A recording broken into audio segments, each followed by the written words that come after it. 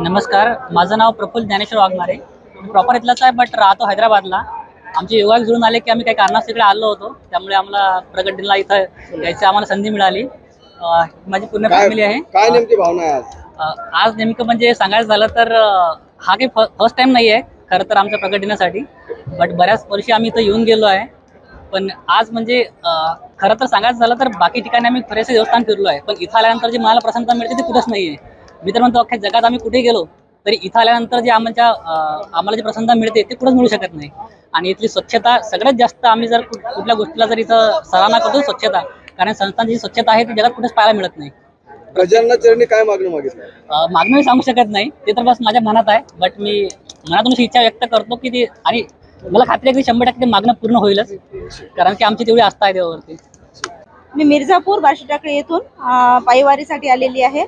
गजानन महाराजच्या चरणी जी श्रद्धा आहे ती लीन करण्यासाठी या ठिकाणी सर्व जे भाविक भक्त आहेत ते मोठ्या संख्येने उपस्थित होतात. आणि आमची सुद्धा भावना आहे की गजानन महाराजाच्या चरणी लीन झाल्यावर आपल्या सर्व मनोरथ पूर्ण होतात, आणि म्हणून आम्ही या ठिकाणी पायवारीसाठी आलेलो आहोत. किती वर्षापासून आपण पायवारी करतो? मला वाटतं जवळपास माझी 7वी ही वारी आहे, आणि माझ्या घरच्यांची ही जवळपास 11वी वारी आहे.